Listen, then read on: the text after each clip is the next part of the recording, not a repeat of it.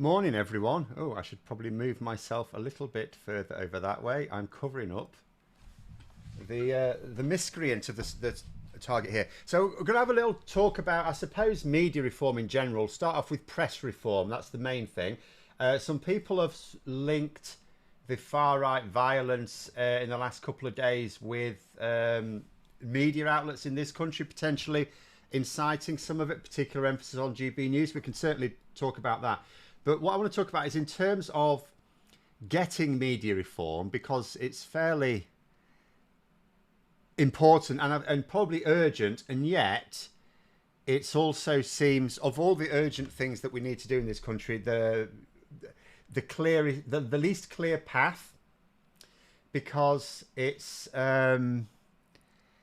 Labour aren't promising to do anything on it. There has been a little bit of argy-bargy on press reform recently. Byline Times, for example, have suggested, which it seems a little odd to me, but they've suggested, Starmer's promised no press reforms in return for endorsements from Murdoch papers, when Murdoch papers famously didn't endorse him at all. And in fact, we had reports just before the election that the Times editor, which is one of the Murdoch editors, met with Keir Starmer and pressed him on press reforms. You know, can you rule out press reforms? And Starmer refused to rule them out, and as a result did not get endorsements really from the Times. I'm talking about specifically the day before the election when all the papers were coming out with their endorsements. The only one that came out with one for Labour was, of course, the Mirror. And there was that weird one from the Sun, which was a sort of, Labour, but it didn't actually mention Labour or Starmer or anyone else. But we do need them. Press reform, media reform more generally as well.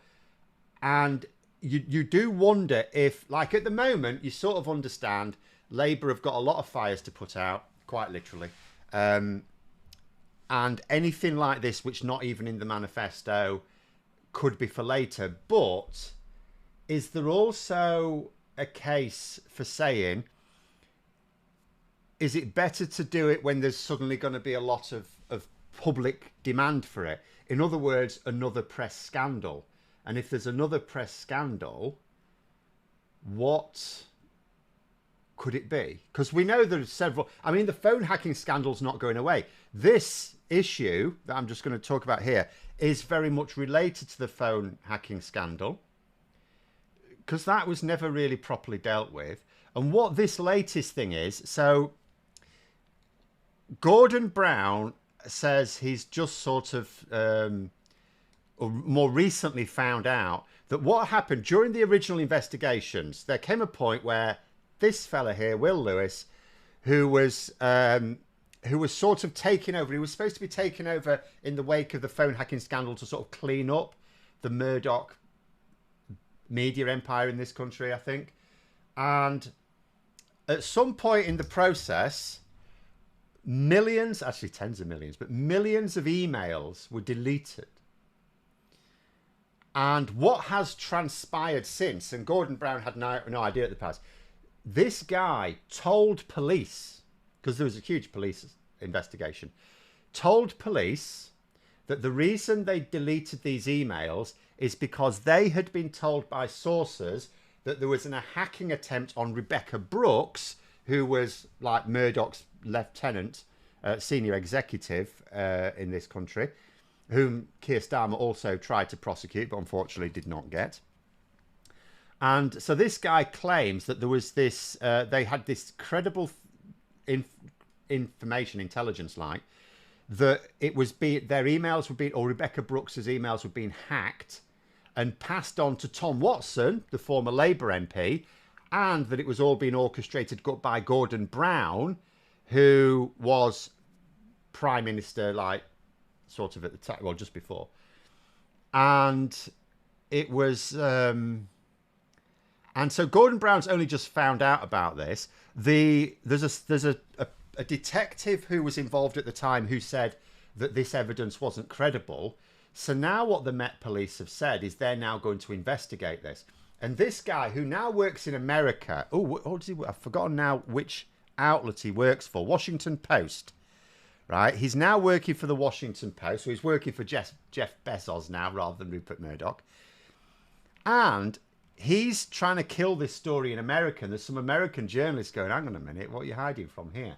I'll actually just go through the super chats before we go any further. There's a £10 super chat from Captain Bart Roberts. More Lemsip for Graham. Yes, I think he's still ill. And then Lee Corn, £10 super chat. Thank you. A couple of pints for Graham tonight at Live Truss. I mean, Liz Truss, it's unbelievable how she's still going. Utterly incredible. It's quite tragic and sad now because she's not an MP. And yet, and the same person who said in the wake of her downfall, oh yeah, I'm not blaming anyone but me, is now saying, oh, I'm the victim. I'm the victim. She's allowed her mates at the IEA in the media to try and resurrect her image. It's really not going to work. I don't understand.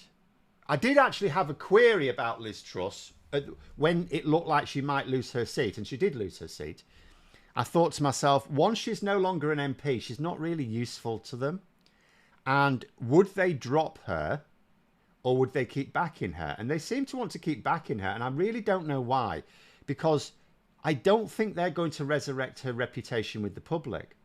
I don't think it helps them. If they want, I get that Liz Truss's economics are not Liz Truss's economics, right? She was herself brainwashed by the IEA. But she was a conduit for it. But she's no longer a conduit for it.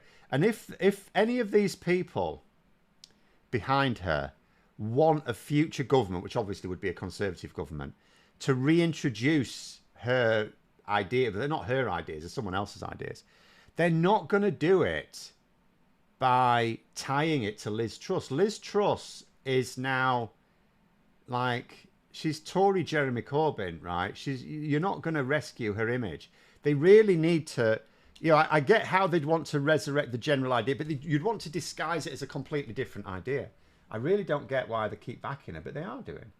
It's quite incredible. But I was just wondering if something like this, because if there's going to be a criminal investigation into someone or into something related to the phone hacking scandal, does that, if you imagine in a year or two's time, does that create a situation whereby, Labour have rushed through all the legislation they need to in terms of their sort of growth agenda, for want of a better term, but, they're planning reforms, net zero reforms, things like that. And then in a couple of years' time, if something like this is all of a sudden hitting the news, because the Met Police has written to Gordon Brown saying this is very complex, it's going to take a long time, because ultimately what they're doing is, what's really happening here is a news organisation that was under police investigation for hacking people's phones deleted millions of emails. So they deleted relevant documentation. They claimed they did it because they thought they were the victim of a hack. Now, if that's a lie, because it doesn't matter whether they were the victim of a hack or not. What matters is, did they have good cause to believe they were, or did they make it up? And if they've made it up, given that we've now known that they have alleged two named people, Tom Watson and Gordon Brown, then that's effectively like slander or libel, depending on how you've said it. It's defamation at any rate, isn't it? And the police detective at the time didn't think their evidence was credible. So I suppose the issue is, if they can, if an investigation can show that they lied about their reasoning, that they didn't have good cause to believe that they were the victim of a hack, so they've actually deleted those emails in order to destroy evidence in a criminal investigation. Something like that can be very serious.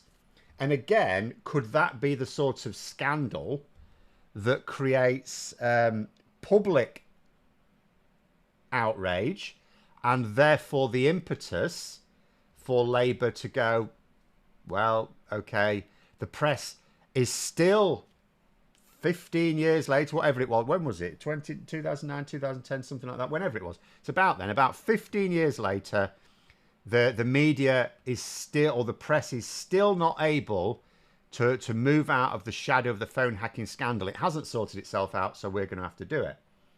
But there we go. Michael want to say we're paying her £130,000 per year of taxpayer money. Can't she just retire? I mean, it's a little bit of a. We're not actually that sort of prime ministerial thing. It's not a pension. Former prime minister. I mean, she still shouldn't have it. Don't get me wrong. Former prime ministers are allowed to run an office to do whatever campaigning. The money doesn't go to them, just to be clear. It's not going into her pocket. It's not a pension. And she's allowed to claim up to that amount. I don't think she is claiming. I don't know whether she's claiming any of it at all. She may be. But it's just expenses. Expenses she shouldn't have. She's got no right to be running an office for anything. She's not even in office. And she didn't do anything. But there it is. Liz Truss now just is interested as a sort of freak show exhibit. Well, I don't know. As I say, I think she's more interested in that because they're trying to champion her still. I'm thinking, how is that helping you? She's really toxic. Like, if you want to move her to America, maybe try and make something of her maybe she goes to America. Maybe she tries to make a name for herself over there. I don't know. But in this country, she's still really unpopular, and she's always going to be unpopular. You're not going to resurrect her reputation. All of these stories in the Telegraph, oh, Liz Truss was right, she was right, you know. People aren't buying it. They're never going to buy it. I mean, I saw polling earlier this year, and her popularity, her net favourability rating was just as bad as when she fell. There's no improvement in it. She's not recovering. Even Time hasn't recovered that reputation. No one is ever, like, if you want to promote an economic idea in the future, the last thing I would advise you do is tie it to Liz Truss. In fact, if you wanted what Liz Truss, because that's what they wanted, some of the people, or the people behind Liz Truss wanted what Kwasi Kwarteng announced. What you want, if you want to have a future Conservative government have another crack at it, but in a less stupid way, you'd actually have to deny it's the same idea as Liz Truss's. You'd never get away with it. But anyway, there it is. But in terms of media reform, so this could be one way for press reform, arguably, because if this really does. If this police, and obviously with a long investigation, you could be talking a year or two before there's anything tasty to sort of report in the news and therefore get the public interested. But it does make me wonder if partway through the Parliament and Labour on top of things, and you've just got a normal legislative programme going through, and it's sort of a case of just keep driving things, maybe a public backlash against the phone hacking scandal never like seeming to end could be a way of going, well, we need another inquiry then. And then more general media reform. So if we do now come back to this idea of the violent attacks that we've had. So we had we've had groups of far-right thugs attack multiple places, really. We had the Southport attacks on Tuesday, which were utterly sickening, really. And the only redeeming feature was one of them getting bricked in the Ghoulies. And then yesterday, there were at least 3 further attacks. I have an inkling there might have been a 4th attempted one. But you had violent demonstrations in London, in Manchester, and in Hartlepool. I think, was there some attempt? Does anyone know? I heard something about Middlesbrough, but I'm not seeing much about that. So maybe that was just an attempt that got shut down quickly or something. I don't know. And obviously it's all coordinated. All of it's coordinated because they've all come in from outside. They all had to organise themselves. It's not a spur of the moment thing. Maybe the Middlesbrough one was, and that's why it was more easily shut down. And you think to yourself, so okay, we need to now get... so what actions to be taken? So first of all, there is one change. The Conservatives in power something like this happened, and it has happened with them, they have tended to, obviously they've had to go, oh, we don't like the violence, but they don't really condemn the people in it, and they certainly don't refer to them as far right, because the Conservative Party were always sort of trapped into thinking, yeah, we want to try and win a lot of those people as our voters and people who support them because of their, you know, focus on the sort of Reform UK split. And true enough, after the Southport attack, now Rishi Sunak did say it was a horrendous attack. So he didn't, it wasn't what I would call full-blooded condemnation, but he did attack, you know, he said it was wrong. So that's fine on behalf of the Conservative Party. However, not Rishi Sunak is, okay, he's the leader of the Conservative Party and he's speaking for the Conservative Party, but he's not going to be for much longer. Not a single leadership contestant, not a single Tory leadership contender has tweeted anything about any of the attacks, including the Southport. The Southport one is the one that he should definitely have said something about, including James Cleverly, who's running in the race, and he's the Shadow Home Secretary, therefore has a responsibility, you know, whenever anything major, any major news story related to the police happens, he has a duty to have a comment on it as Shadow Home Secretary. Nothing, not a word. But now we've got a government that can condemn it, and they have done. And they've said they'll face the full force of the law. But what does that mean? Does that mean that the people who are identified damaging property and assaulting people, and the police track them down, charge them, they're prosecuted, get various sentences, some of the more serious ones go into prison. You wouldn't expect all of them to go to prison. It might be considered the guy who got bricked by his own side has suffered enough, and the fact that he'll be now a national humiliation will probably just get off with, if he's even caught. I mean, he may not have even been videoed committing any serious offence other than being with the group. I don't know whether that is in itself a public order offence. He may just get a fine or something for being involved, as well as sore ghoulies and head. But these are just the people who, many of them will have been conned. Many of the people involved in that violence, I mean, there's no excuse for it, by the way, but many of them will have believed the disinformation that was being spread around. It is also worth pointing out, just to make people aware, so this all came about, or the spark was deliberate lies about the identity of the person who's murdered the girls, which is wrong. It's lies, and it was known to be lies at the start. And it is worth noticing that now that charges have been laid, basically it's best not to say anything, because there's now going to be a prosecution, because they've been charged. There's going to be a prosecution. So you don't interfere with a live criminal case like that.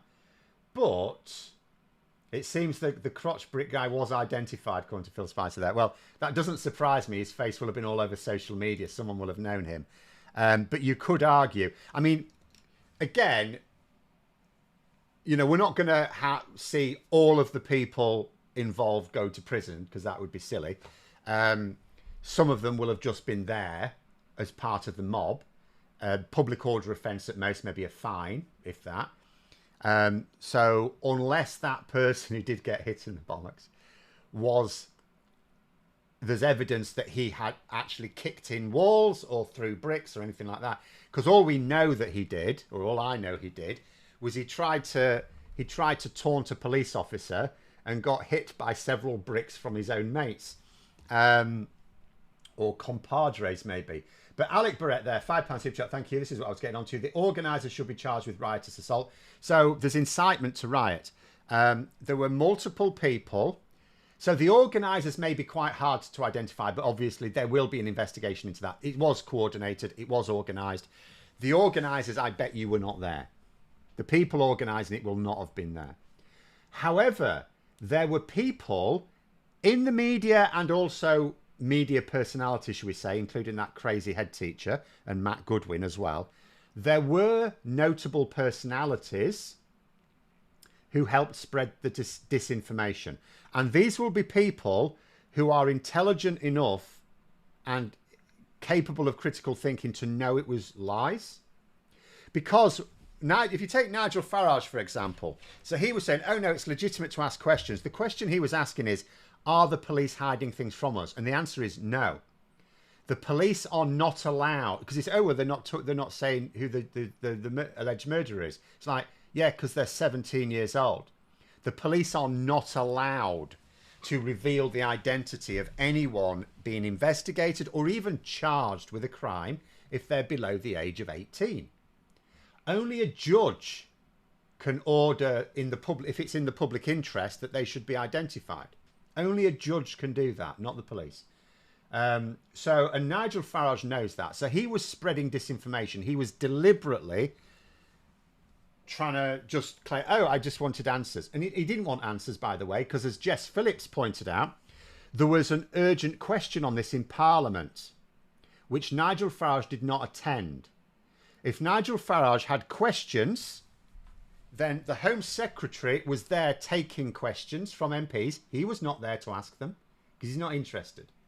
So there's various people who maybe should have, should be charged with incitement to riot. And here's what I would say. Again, so in terms of media reform, coming back to media reform, I would say, and I've said this in the past, before these attacks even happened, because not all the people spreading this disinformation were in the media. Some of them were. So you had people like Nigel Farage, who's not just a politician, but also in the media, Darren Grimes, Martin Dobney, people like this, were also spreading the misinformation.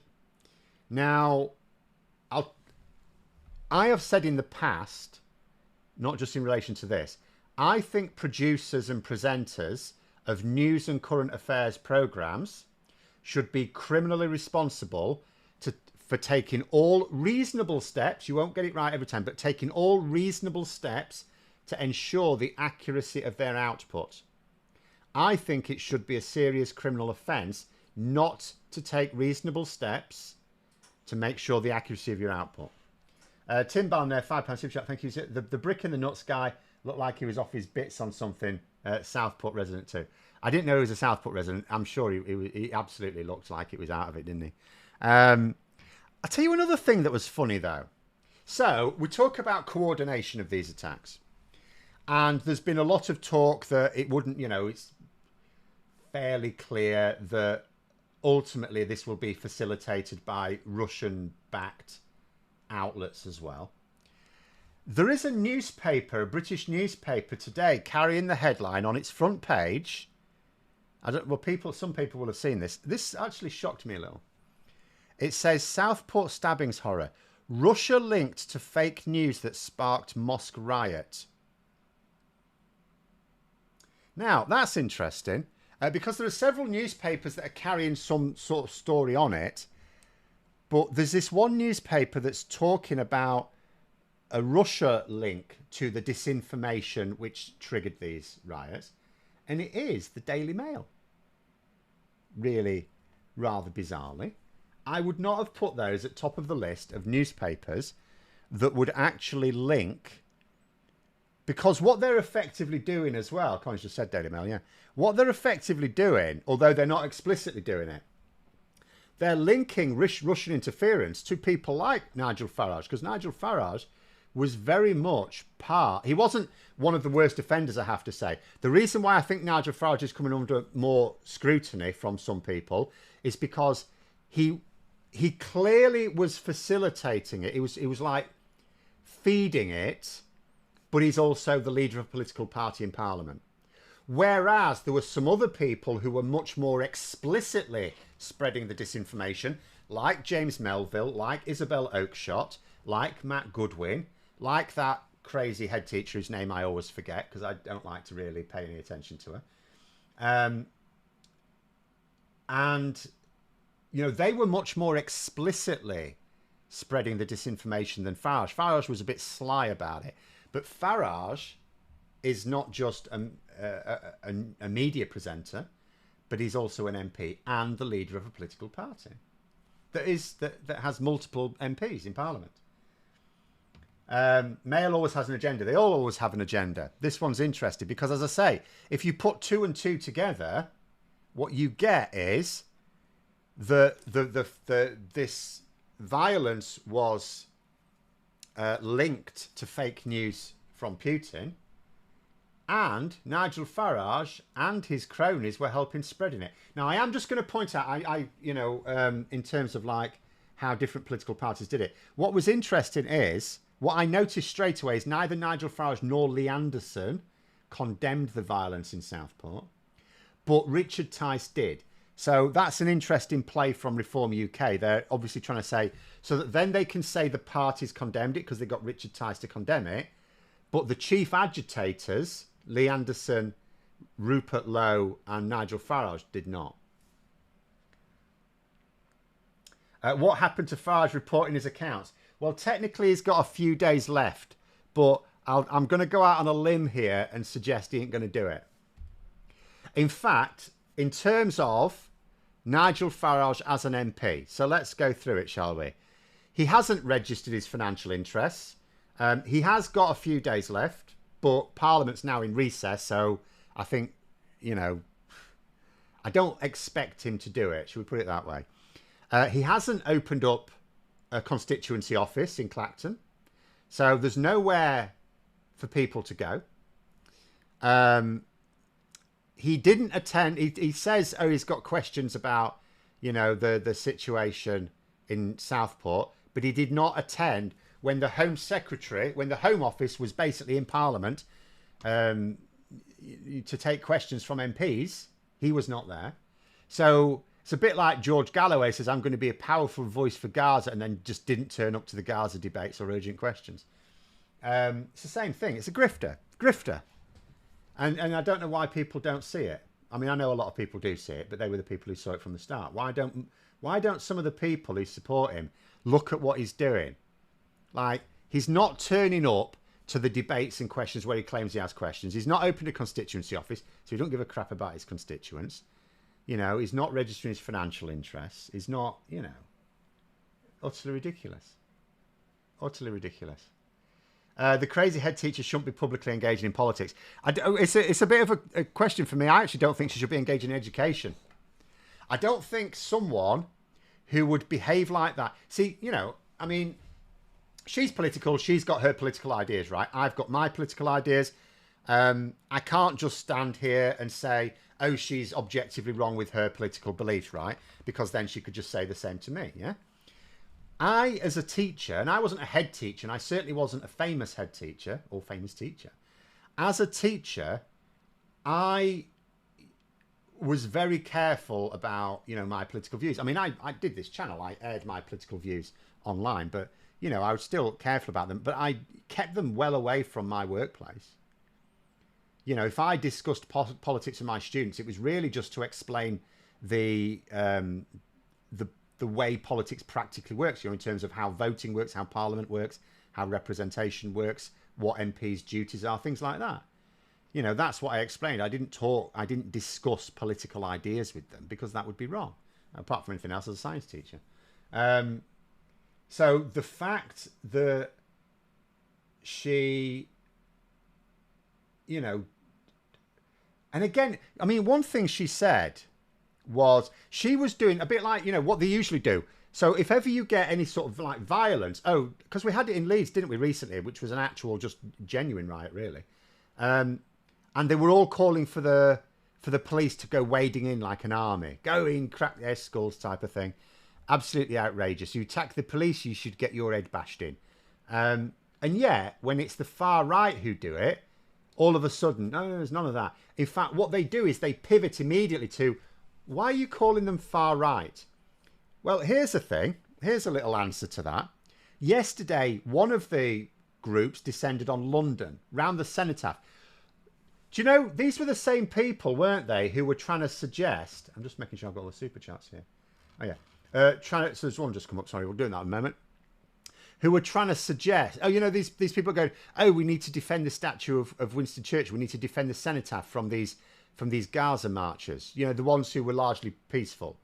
Didn't kick people's walls in and throw bricks at the police. Those people, right? They're threatening the cenotaph and Winston Churchill's statue. It's like, well, no, they're not.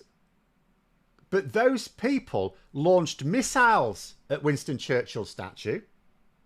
Is that because he was descended from immigrants? Because he was, wasn't he? Was it one of his parents was an immigrant? Anyway, they launched rockets at Winston Churchill's statue and then swarmed the cenotaph. And a guy stood up and gave a Nazi salute. And the rest of the crowd did a Nazi salute back. I think it's fair to say they're far right, don't you? Anyway. Gareth T, £2 super chat says, my wife Samantha's birthday today. Happy birthday, Samantha. I'm assuming it's not a sensitive birthday. There's some birthdays that people don't like to admit to. But they haven't given a name. Oh, Burble Singh. Someone's put it there. That's right. That's it. I recognise her now. Had been walking through...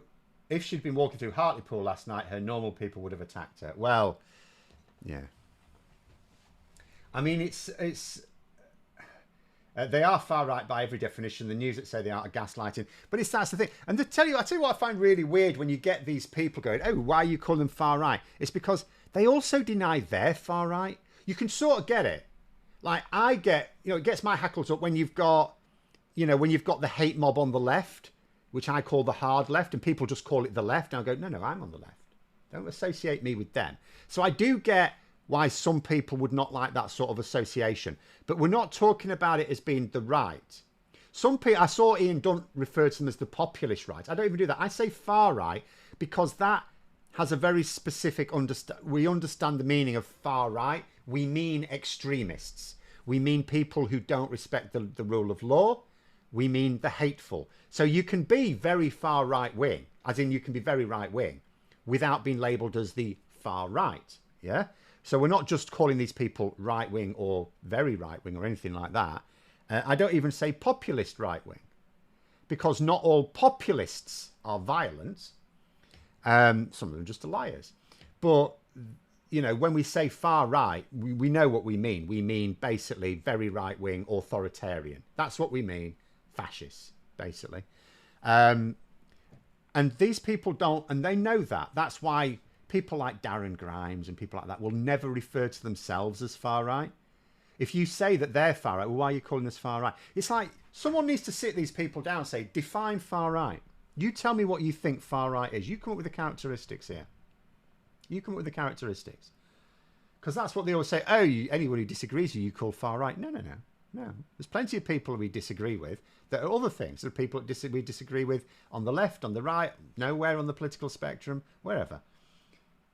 The far right are specifically these very right wing, or the actually emphasis on authoritarian and happy to use violence to meet their aims.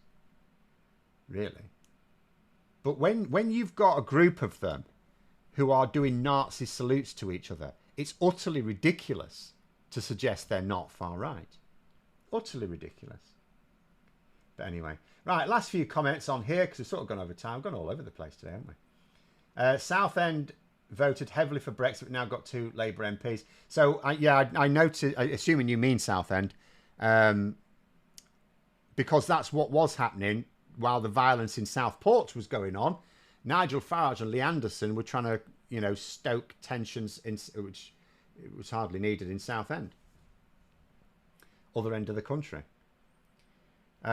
Which actually confused some people because they've both got South in the title. Some people think, are you mixing the towns up? But it's like, no. Once Nigel Farage had lit the fuse for Southport, he was moving to Southend at that point. But there we go. They say, except Phil thinks hard left is anyone who cares about Palestinian human rights. They don't care about Palestinian human rights. They don't give a shit. They do not care. They've not done anything. They've not raised any money for people in Palestine. They've not done anything. They just hate. It's just born of hate. Everything they say is an attack on someone. Every time they say they're defending a group, they're using them as human shields to attack someone else. They don't care about them. They've done nothing for them. They've done nothing for the people of Palestine, ever. They've never gone over there. They've never done any voluntary work there. They've never sent so much as a care package there. They don't care about them I cannot say that explicitly enough. But anyway, power to people say, I'm considering doing a video on Darren Grimes. Kept an eye on him for a while. Hate the way he attacks LGBT people, particularly trans, despite being part of that minority himself. Hypocrite. A lot of them are. But, I mean, Darren Grimes himself is just a useful idiot for them. He's just a hired mouth. You know, but I always say of Darren Grimes, he's also pretty... He's the... Like, I'm usually really polite, even when I'm engaging with some of these people on Twitter. Darren Grimes is the only one I'm ever sort of semi-rude about. And even then, I think the worst I've ever called him is a hapless cabbage. But I do often describe him as the only person I'm aware of who... Because he was convicted of a criminal offence related to hiding money related to the Brexit campaign. So he was convicted, but then he was acquitted on appeal. And as far as I can tell, his appeal basically rested on a defence of him being too thick to know what he was doing. So, you know, there was... you can't read into it that an offence wasn't committed, just that he was not responsible because he was too much of an idiot. So he's the only person I know who has won acquittal on appeal on a defence of being thick. But there we go. But there, we'll leave it there anyway. Have a great rest of day. Hopefully it won't be quite so warm today. And until next time, don't forget to click the like button, of course, and subscribe. And until next time, I'll see you later.